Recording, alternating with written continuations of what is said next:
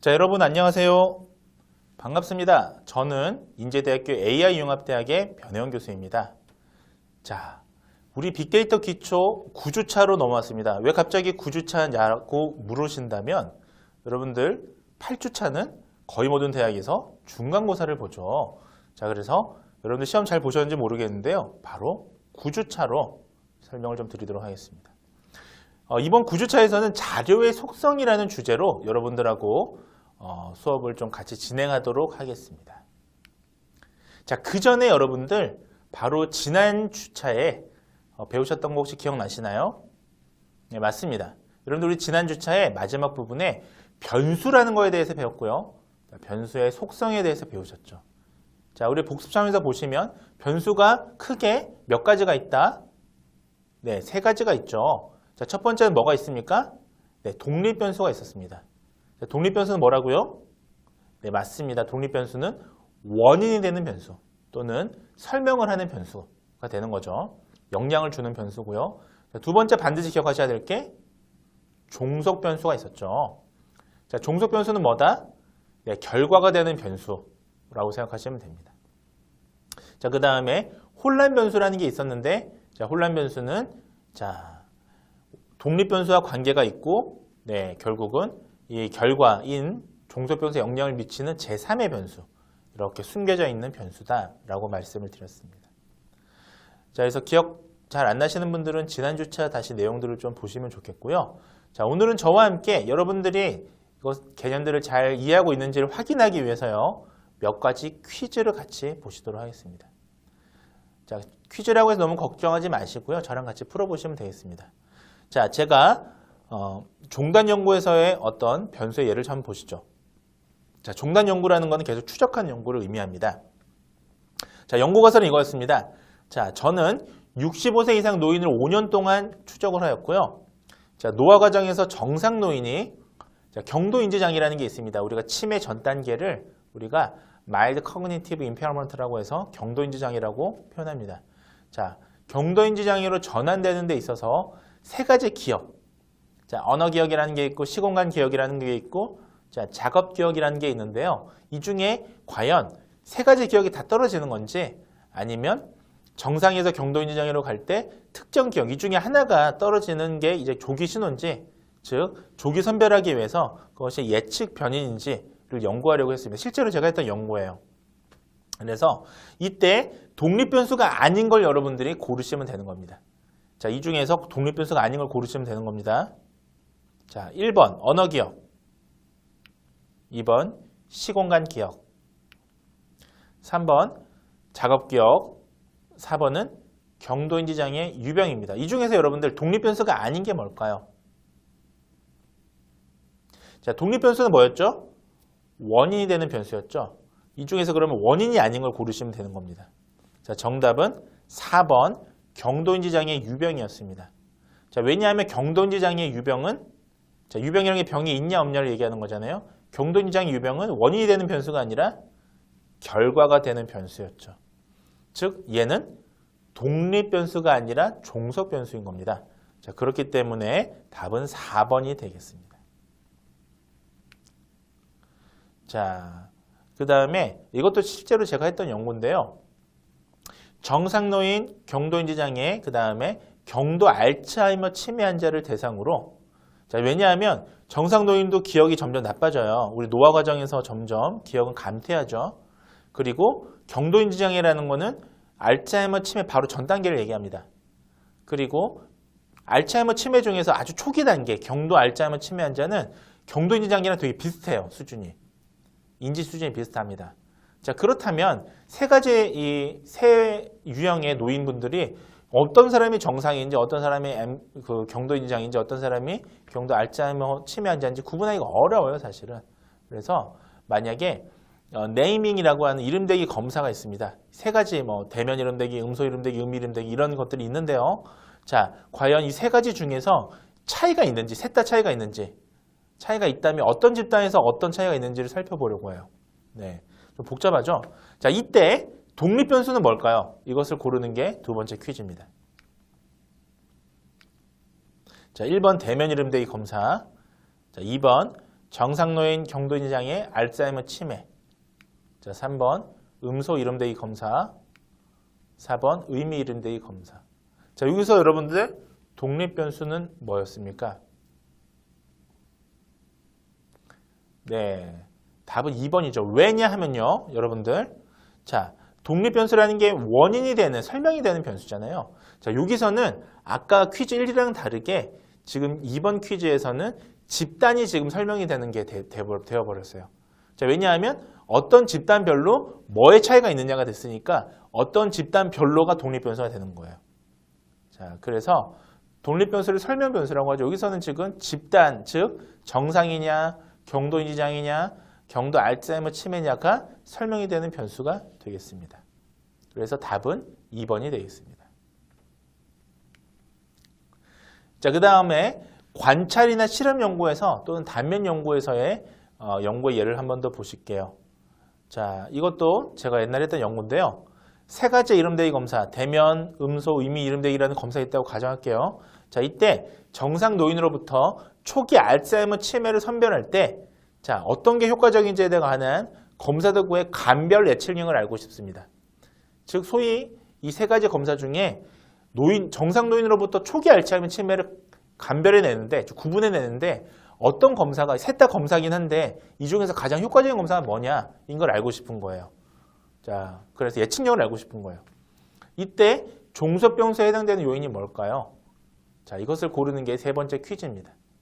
자, 힌트를 드리자면 종소변수는 뭐다? 결과가 되는 변수를 얘기합니다. 자, 1번 초기 알츠하이머 노인, 2번 변혜원, 3번 정상노인, 4번 정상노인과 알츠하이머 치매의 이름대기 수행력. 자, 뭐가 되겠습니까? 자, 정답은 4번이죠. 자, 왜냐? 종소변수는 연구 목적에서 결과에 해당되는 변수죠. 자, 여기서 지금 결과가 뭡니까? 세 가지 이름대기 검사가 결과예요? 아니면 수행력, 즉 간별 예측력이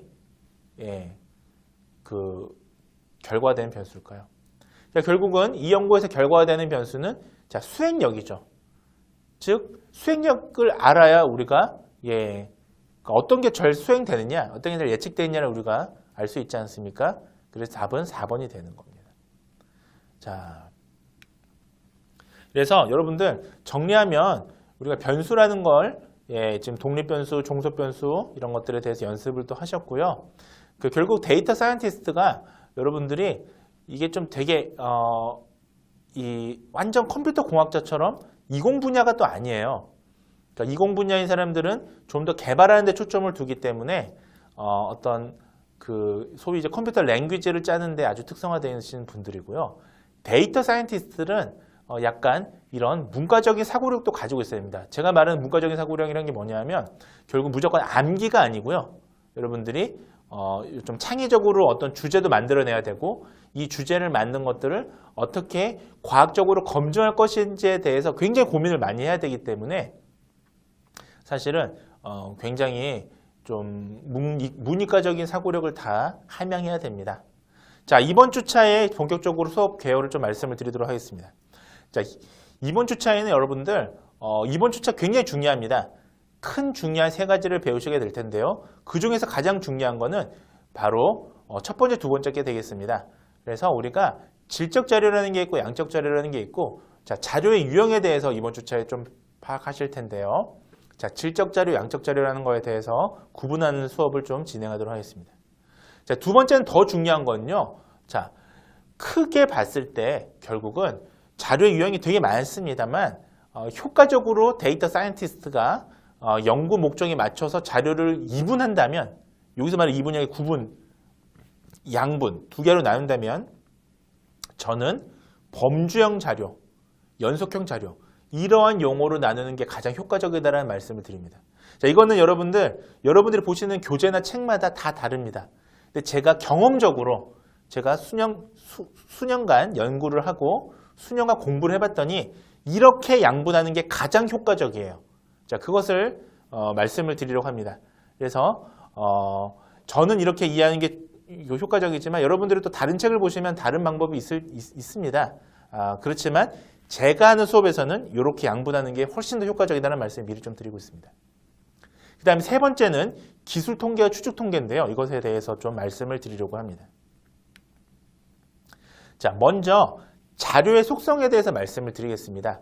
자료의 속성은 질적 자료가 있고요. 다음 보시면 또 양적 자료가 있고, 보시면 뭐 이산형, 연속형, 명목형, 서열순위형, 이거 말고도 또 많이 나뉩니다. 근데 여러분들 이렇게 나눠서 공부하시게 되면 물론 깊게 공부하시는 것도 굉장히 좋아요. 좋은데 실제로는요. 자, 저는 뒤에서 말씀드릴 제 위에 그래서 이렇게 괄호를 쳐놨습니다.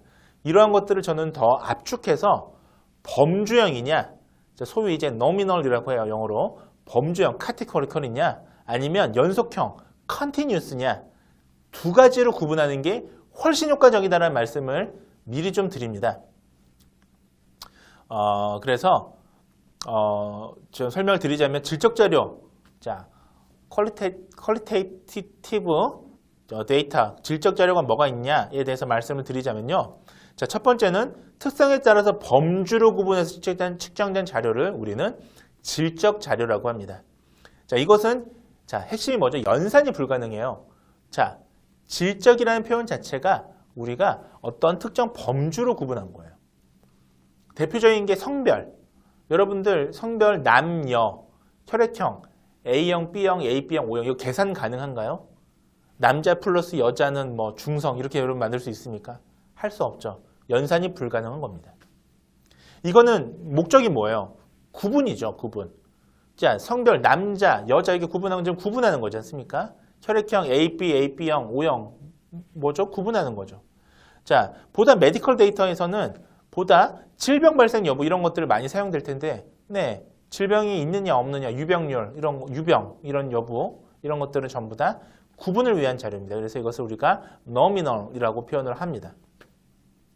근데 사실은 종합하자면 질적 자료는 연산이 불가능한 구분을 위한 목적에서의 자료인데, 자, 명목형 외에도 서열형이라든지 순위형이라고 하는 ordinal이라고 하는 자료들이 있습니다. ordinal 데이터가 있습니다. 자, 이것은 구분뿐만이 아니고 순서적인 의미를 포함하고 있는 것들입니다. 자, 예를 들면 여러분들 대표적인 게 대학교의 성적이죠. 대학교의 성적은 A 플러스 제로 점수를 다 합쳐도 A, B, C, D, F로 우리가 나누지 않습니까? 사실은 이거는 보시면 구분하기 위함이지만 순서의 의미가 있죠. 여러분들은 B보다는 A가 더 좋고 C보다는 B가 좋다라는 걸 우리가 알고 있지 않습니까? 또 한 가지 경제 수준이 있습니다. 여러분들 경제 수준을 보시면 상, 중, 하로 나누는데, 자, 이거는 사실은 경제에 대한 우리가 소위 이제 사회경제적인 지표를 구분한 거에 불과하죠. 하지만 상위, 중위, 하위는 순서가 있죠. 경제 수준이 높은 사람, 보통인 사람, 하위권인 사람 이렇게 나누잖아요. 자, 암의 진행 정도도 마찬가지예요. 1기, 2기, 3기로 나누는 거는 이건 연산은 불가해요. 1기 플러스 2기가 3기가 되는 건 아니잖아요. 하지만 암이 어느 정도 진행되는지에 대한 순서가 있죠. 교육 수준, 치료 효과도 마찬가지입니다. 사회과학 자료에서 많이 쓰는 선호도 역시 마찬가지입니다.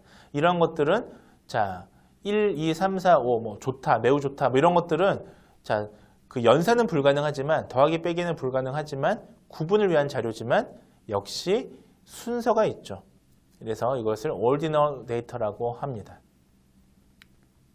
자, 그 다음에 양적 자료라는 게 있습니다. 양적 자료라는 건 뭐냐면요.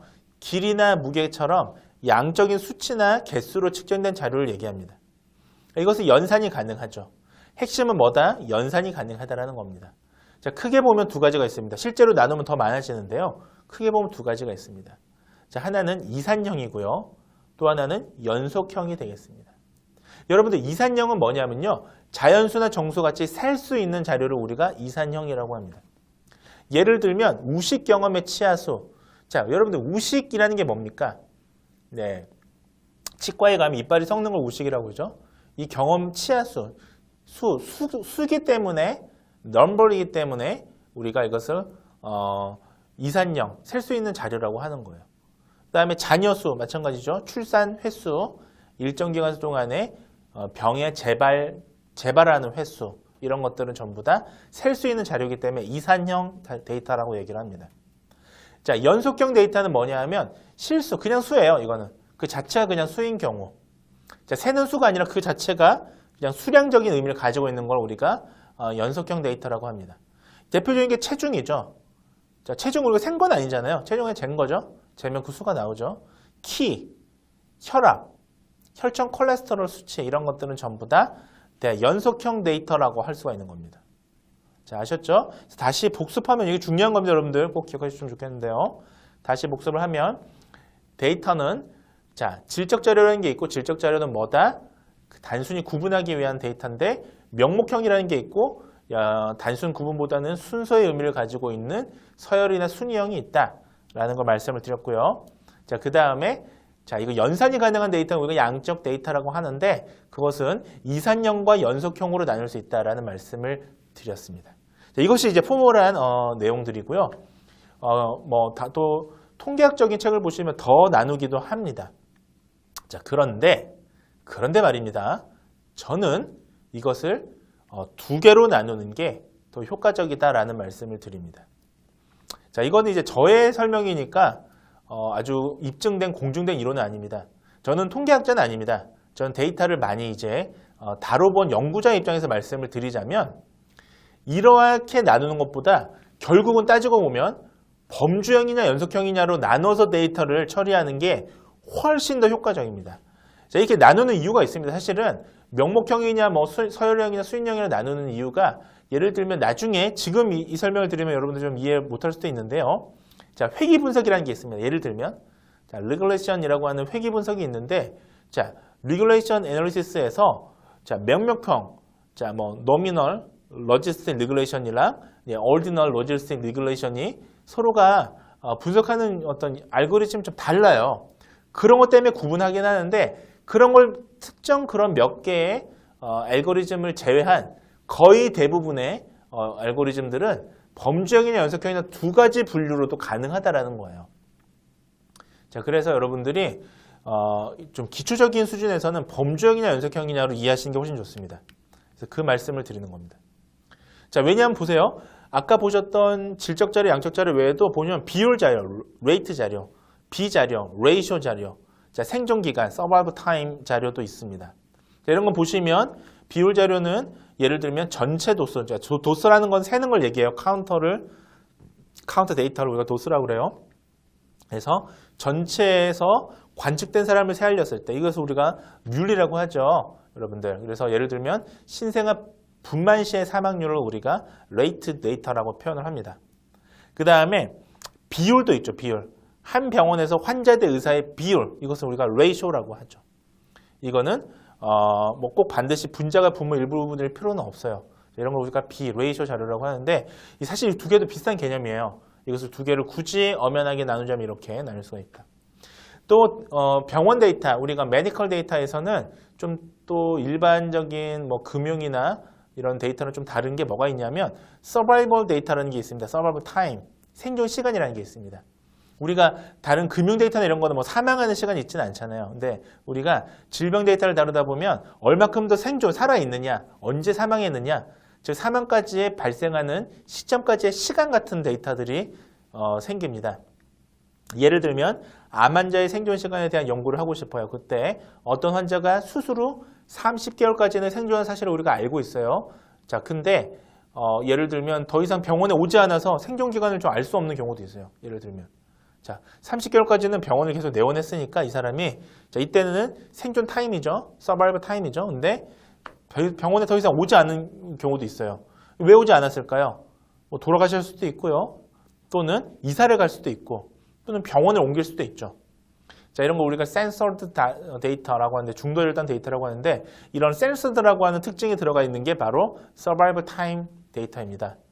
즉 단순히 시작 전부터 끝점까지의 시간만 있는 게 아니고요. 중간에 이 사람이 안 오거나 어떠한 이유로 안 오면 중도 절단이 되잖아요. 이 소위 이제 중도 절단되는 센서드가 포함된 데이터를 우리가 서바이벌 타임 데이터라고 얘기를 합니다. 자, 이런 것들도 있다 정도 알아두시면 됩니다. 자, 근데 만약에 지금 설명하듯이 모든 걸 다 여러분들이 다 고려해서 분석을 하게 되면 그렇게 하는 게 물론 정답이긴 합니다만 사실 굉장히 어려워요. 실제 분석에서는 더 심플하게 생각하는 게 좋습니다. 그래서 제가 이 수업 때는 적어도 앞으로는 저렇게 아주 세밀한 뭐 레이트 데이터냐, 레이쇼 데이터냐, 오리지널 데이터냐, 뭐 노미널 데이터 이렇게 표현 안 할 거예요. 그냥 심플하게 두 가지만 딱 얘기를 할 겁니다. 범주형이냐, 연속형이냐. 두 가지만 딱 구분해서 얘기를 하도록 하겠습니다. 그래서 제가 하는 이 수업에서 앞으로 범주형이 뭐냐? 자, 특성에 따라서 그냥 범주로 구분해서 측정되는 자료. 즉, 연산이 불가능한 그냥 구분한 자료를 이제 다 싸그리 범주형이라는 표현을 쓰겠습니다. 자, 성별이 될 수도 있고요. 뭐 교육 수준, 뭐 초중고 이런 게 될 수도 있고요. 경제 수준, 상중하가 될 수도 있죠. 전부 다 이제부터는 categorical, 범주형이라고 표현하겠습니다. 그 다음에 아까 뭐 실수형, 뭐 정수형, 뭐 레이트, 뭐 레이쇼 자료 뭐 등등등 전부 다 연속형이라고 표현하겠습니다. 자, continuous data라고 얘기를 할 겁니다. 앞으로. 그래서 양적 수치나 개수로 측정된 자료고요. 이것은 연산이 가능한 자료죠. 자, 앞으로 이 수업에는 범주형이냐 연속형이냐로 계속 설명을 드릴 거니까요. 여러분들 이 부분 잘 기억해 주시면 좋겠습니다. 자, 좀 연습을 해볼게요. 자, 만나이는 뭐죠, 여러분들? 네, 만나이는 자, continuous variable이죠. 연속형이죠. 셀 수 있죠. 자, 지역은 어때요? 서울이냐, 경기냐? 예, 네, 범주형이죠. 셀 수 없죠. 여러분들 서울하고 경기 셀 수 있나요? 서울에서 경기를 빼면 부산이 됩니까? 안 되죠. 연산도 불가능하죠. 네, 10대, 20대, 30대 어때요? 이거 컨티뉴어스 베어리라고 하시는 분들은 연속형이라고 하시는 분들은 잘못된 거예요. 이거는 명목형이죠. 구분한 거죠. 10살부터 19살까지는 10대, 20살부터 29살까지는 20대. 자, 범주로 구분한 거죠. 캐테고리컬이죠. 범주죠. 그래서 이거는 범주형이다. 근데 이제 저기 더 한꺼풀 더 벗겨서 더 심도 있게 보면 그 중에서도 순서형인 거예요. 이게 순서가 있는 거죠. 다음에 혈액형은 어떻습니까? A형, B형, O형. 네, 범주형이죠. ID, 주민번호를 우리가 ID라고 그래요. 주민등록번호는 뭡니까? 자, 주민등록번호는 네, 실수이긴 한데 컨티뉴어스 베어리블은 아니죠, 사실은. 좀 애매해요, ID는. ID는 좀 애매한데 ID는 그냥 우리가 구분하는 그냥 변수라고 생각하시면 됩니다. 자, 좋습니다. 자, 그 다음에 이제 마지막 오늘 세 번째 부분은 바로 자료를 요약하는 방법, 기술 통계냐 추측 통계냐에 대해서 좀 간단히 말씀을 드리고자 합니다.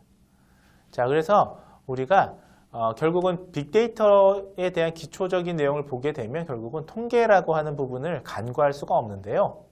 자, 통계에는 결국은 추측 통계학이 있고 기술 통계학이 있습니다. 자, 여기서 말하는 기술은 테크니션이 아니고요. descriptive. 네. 묘사한다는 뜻이에요. 사실은 묘사 통계학이라고 명명했으면 참 더 좋았을 것 같은데요. 자, 이건 뭐냐? 그냥 관심이 되는 대상에 대해서 관련된 자료를 수집하고 요약하는 걸 우리가 그냥 기술 통계학, describe statistics라고 표현합니다. 그냥 여러분들이 생각하는 소위 레포트 같은 거예요. 예를 들면 뭐 우리 반에 평균 키는 몇이다. 우리 반의 평균 몸무게는 몇이다. 우리 반에서 부산에 사는 사람은 몇 명이다. 뭐 이런 것들을 그냥 요약해 놓은 거죠. 자, 우리가 추측 통계학이라고 하는 걸 여러분들이 좀 더 빅데이터에 가깝습니다.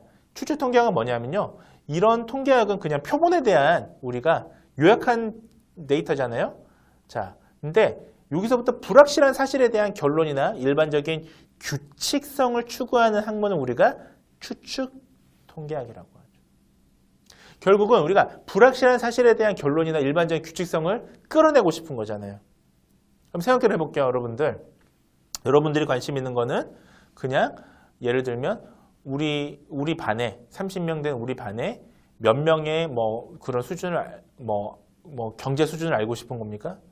사실은 우리가 궁금한 거는 예를 들면 뭐 우리 대학을 다니는 학생들의 경제 수준, 지금 현재 대한민국 사람들의 경제 수준 이런 걸 알고 싶은 거죠, 사실은.